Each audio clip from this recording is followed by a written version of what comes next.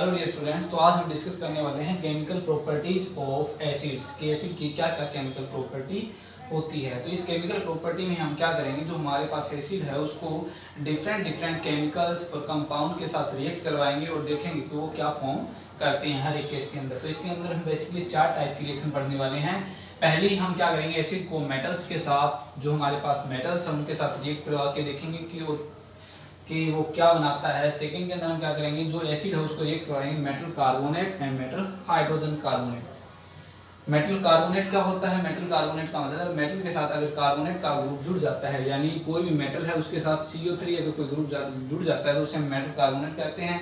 Hydrogen carbonate का मतलब जिसके साथ HCO3 का मॉलिक्यूल जुड़ जाए उसे हम मेटल हाइड्रोजन कार्बोनेट कहेंगे। क्लियर? तो उनके साथ हम एसिड को रिएक्ट करवाएंगे और देखेंगे कि क्या क्या बनता है। थर्ड रिएक्शन में हम क्या करेंगे, एसिड को रिएक्ट करवाएंगे मेटालिक ऑक्साइड के साथ कि मेटालिक ऑक्साइड के साथ रिएक्ट करवाने पे ये एसिड क्या बनाता है। एंड फोर्थ के अंदर हम एसिड को रिएक्ट करवाएंगे बेस के साथ और देखेंगे कि क्या चीज फॉर्म होती है। तो आइए स्टार्ट करते हैं।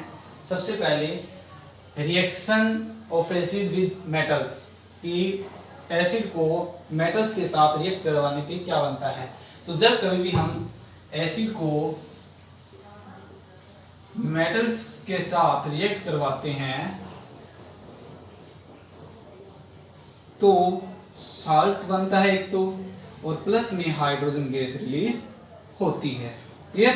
कभी भी अगर हम मेटल को एसिड के साथ रिएक्ट करवाएंगे तो salt plus hydrogen gas release होगी। एक तो साल्ट बनेगा और एक हाइड्रोजन गैस रिलीज होगी। फॉर एग्जांपल जैसे मेरे पास है सोडियम मेटल और इसको मैंने रिएक्ट करवाया HCl के साथ यानी हाइड्रोक्लोरिक एसिड के साथ, तो क्या होगा, क्या जो ये दोनों चीजें हैं ये आपस में रिएक्ट करके NaCl प्लस में हाइड्रोजन गैस रिलीज कर देगी। इसी तरीके से हम और एग्जांपल लिख सकते हैं, जैसे Mg प्लस में H2SO4। मैग्नीशियम एक मेटल है और जो ये क्या है, एक सल्फ्यूरिक एसिड है, इसको हम रिएक्ट करवाएंगे तो क्या बन जाएगा, MgSO4 प्लस में H2 गैस रिलीज हो जाएगी। इट मीन जब कभी भी हम मेटल्स को, जितनी भी मेटल्स है जो रिएक्टिव मेटल है, उनको हम अगर एसिड से रिएक्ट करवाएंगे तो साल्ट बनेगा और साथ में हाइड्रोजन गैस रिलीज होगी। क्लियर? सेकंड जो रिएक्शन है वो क्या है, reaction with metallic oxide, metallic oxide यानी जब कभी भी हम जो एसिड है उसको मेटालिक ऑक्साइड के साथ रिएक्ट करवाएंगे तो क्या बनेगा। तो देखिए एसिड को अगर हम मेटालिक ऑक्साइड के साथ रिएक्ट करवाते हैं तो साल्ट बनेगा और प्लस में वाटर रिलीज हो जाएगा। क्लियर? फॉर एग्जांपल जैसे मेरे पास है कॉपर ऑक्साइड, अगर मैं इसको HCl के साथ रिएक्ट करवाता हूं तो क्या बन जाएगा, CuCl2 प्लस में H2O।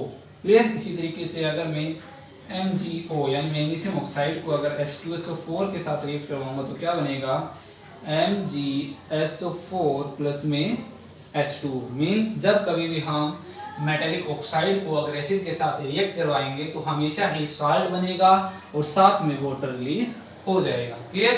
ये थी हमारी सेकंड रिएक्शन। थर्ड देखिए, reaction with metal carbonate and metal hydrogen carbonate. Metal carbonate and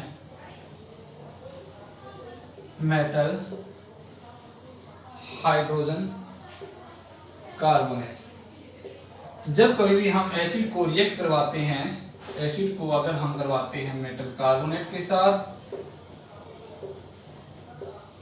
या फिर करवाते हैं एसिड को हम मेटल हाइड्रोजन कार्बोनेट के साथ, तो हमेशा ही क्या बनेगा, एक तो बनेगा साल्ट, साथ में कुछ पानी रिलीज होगा यानी वाटर, और प्लस में कार्बन डाइऑक्साइड भी रिलीज होगी। Same as it is hydrogen carbonate के साथ होगा water, salt and carbon dioxide. Clear? Means when we react acid with metal carbonate or metal hydrogen carbonate, then it forms salt, water and release carbon dioxide gas. Clear? For example, अगर हम metal carbonate का लेते हैं तो जैसे हमारे पास metal carbonate है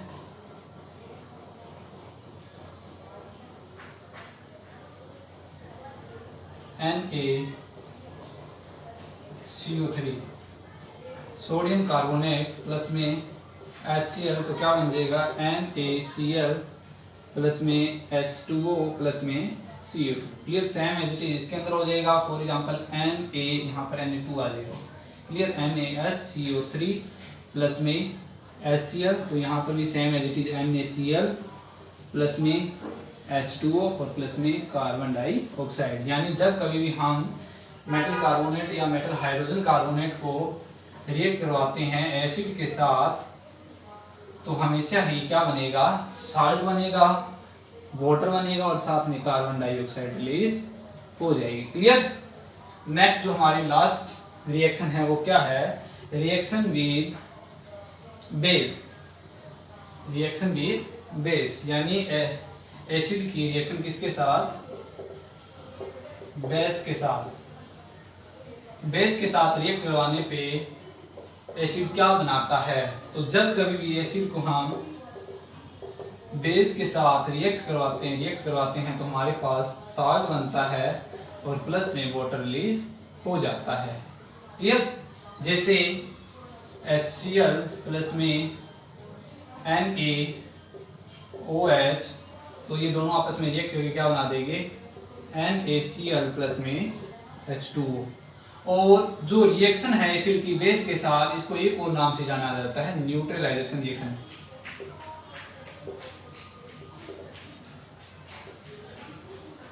neutralisation reaction यानी जब कभी एसिड को हम बेस के साथ रिएक्ट करवाते हैं तो साल्ट बनता है और प्लस में वाटर रिलीज हो जाता है। इसी तरीके से और रिएक्शन देख लेते हैं। फॉर एग्जांपल H2SO4 प्लस में NaOH, तो क्या बन जाएगा Na2SO4 प्लस में H2O। क्लियर। तो ये दोनों ही इसके एग्जांपल है न्यूट्रलाइजेशन रिएक्शन के। जो न्यूट्रलाइजेशन रिएक्शन है इसके बहुत सारे प्रैक्टिकल यूज है। प्रैक्टिकल यूज कौन कौन से हैं, फॉर एग्जांपल कई बार हमारी जो भूमि है, जो धरती है, वो एसिडिक नेचर की हो जाती है, यानी फसल अच्छे तरीके से नहीं हो पाती और जो मिट्टी है वो अम्लीय नेचर की हो जाती है। तो इस केस में हम क्या करते हैं, धरती के अंदर हम बेस डालते हैं जिससे वो साल्टी नेचर हो जाता है और हमें अच्छी फसल मिल जाती है। सेम एज इट इज कई बार हमारे स्टमक के अंदर एसिड बन जाता है जिससे जलन स्टार्ट हो जाती है स्टमक के अंदर। तो इस चीज़ को कम करने के लिए हम कई बार एंटी एसिड की नाम की टेबलेट देते हैं जिसके अंदर मैग्नीशियम हाइड्रोक्साइड होता है, वो एसिड के साथ रिएक्ट करके साल्ट बना देता है और हमारे पेट के अंदर जो जलन है वो खत्म हो जाती है। सेम एज इट इज जो स्पेस क्राफ्ट होते हैं यानी अंतरिक्ष में जाने वाले यान होते हैं, उसके अंदर जो एस्ट्रोनॉट जाते हैं वो भी क्या करते हैं, बेस का यूज करते हैं, क्योंकि जब वो सांस लेते हैं तो कार्बन डाइऑक्साइड छोड़ेंगे और कार्बन डाइऑक्साइड एसिडिक नेचर की होती है। तो अगर वहाँ पर बेस प्रेजेंट नहीं होगा तो पूरे जो यान है, जो हमारी एयरक्राफ्ट है, उसके अंदर सारा नेचर एसिडिक हो जाएगा जिससे उनको दिक्कत हो सकती है। उसी को कम करने के लिए उसके अंदर एक बेस डाला जाता है ताकि वो बैलेंस रहे। क्लियर। तो ये बहुत सारे प्रैक्टिकल यूज है न्यूट्रलाइजेशन रिएक्शन में। कई बार आपको मधुमक्खी काट लेती है तो भी हम क्या करते हैं, लोहा रगड़ते हैं या फिर उसके ऊपर कोई जो बेकिंग सोडा होता है वो डालते हैं। इससे होता क्या है कि जो एसिड है वो बेस के साथ रिएक्ट करके साल्ट बना देता है और उसका जहर खत्म हो जाता है। तो ये बहुत सारे प्रैक्टिकल यूज है। इसके दो एक्स्ट्रा और केमिकल प्रॉपर्टी बता देता हूँ कि जो हमारा एसिड है वो एज ए इलेक्ट्रोलाइट भी यूज होता है, एज ए इलेक्ट्रोलाइट। इलेक्ट्रोलाइट होता क्या है, इलेक्ट्रोलाइट वो सॉल्यूशन होता है जिसके अंदर से इलेक्ट्रिसिटी कंडक्ट होती है। तो कई बार जो प्योर वाटर होता है या डिस्टिल्ड वाटर होता है उसके अंदर फ्री आयंस नहीं होते और फ्री आयंस ना होने के कारण उसके अंदर जो इलेक्ट्रिसिटी है वो कंडक्ट नहीं हो पाती। तो इस केस के अंदर हम क्या करते हैं, एसिड डाल देते हैं और एसिड के अंदर क्या पाए जाते हैं, फ्री आयंस पाए जाते हैं। वो आयंस इसके अंदर टूटकर इस वाटर को इलेक्ट्रोलाइट की तरह बना देते हैं, यानी इसके अंदर से करंट पास होना स्टार्ट हो जाता है। अब एसिड को पानी में डालते हैं, पानी को एसिड में डालते हैं, इस चीज को भी थोड़ा देख लेते हैं। जो हमारे पास कंसंट्रेटेड एसिड होता है उसको वीक बनाने के लिए, डाइल्यूट बनाने के लिए हम क्या करते हैं, पानी का यूज करते हैं। क्लियर। और जिस प्रोसेस के द्वारा कंसंट्रेटेड एसिड को डाइल्यूट एसिड में चेंज किया जाता है, किसमें, डाइल्यूट एसिड में चेंज किया जाता है उस प्रोसेस को डाइल्यूशन बोलते हैं। क्या बोलते हैं? डाइल्यूशन। क्लियर? इसके अंदर होता क्या है, जैसे हमारे पास ये कंटेनर है और ये हमारे पास एक दूसरी बोतल है जिसके अंदर कंसंट्रेटेड एसिड प्रेजेंट है। क्लियर? अब हमें क्या करना है, इस कंसंट्रेटेड एसिड को डाइल्यूट में चेंज करना है। किसमें चेंज करना है? डाइल्यूट में चेंज करना है। तो हम क्या करेंगे, पानी का यूज करेंगे इसको डाइल्यूट करने के लिए। देखिए जो डाइल्यूशन है ये बहुत ज्यादा एक्सोथर्मिक रिएक्शन है। कैसी है? Exothermic reaction. एक्सोथर्मिक का मतलब क्या होता है कि इस रिएक्शन के अंदर बहुत ज्यादा क्वांटिटी में हीट रिलीज होती है, हीट एनर्जी रिलीज होती है। तो इसलिए इस रिएक्शन को बहुत ज्यादा ध्यानपूर्वक करना जरूरी है। अब अगर हम एसिड को पानी में डालते हैं या पानी को एसिड में डालते हैं, कौन सी प्रोसेस करेंगे? तो हमेशा हम क्या करते हैं, एसिड को पानी में डालते हैं। एसिड को पानी में डालते हैं और वो भी धीरे धीरे और साथ में स्टीयर करते रहते हैं। इसको स्टीयर मतलब घोलते रहते हैं, क्योंकि वो धीरे धीरे डाइल्यूट होता जाता है। अगर हम पानी को एसिड में डालेंगे तो क्या होगा, बहुत ज्यादा अमाउंट में हीट एनर्जी रिलीज होगी, जिससे आपकी जो प्लास्टिक या जो कांच की बोतल है वो टूट जाएगी और हो सकता है आपके मुंह पे आ जाए। तो ये एक्सीडेंट बहुत बुरा एक्सीडेंट हो सकता है। तो हमेशा ध्यान रखना, जब कभी एसिड को अगर आपको डाइल्यूट करना है तो हमेशा ही एसिड को पानी में डाला जाता है, न कि पानी को एसिड में डाला जाता है डाइल्यूशन के लिए। क्लियर? तो ये थी chemical properties of acid. Clear? Thank you.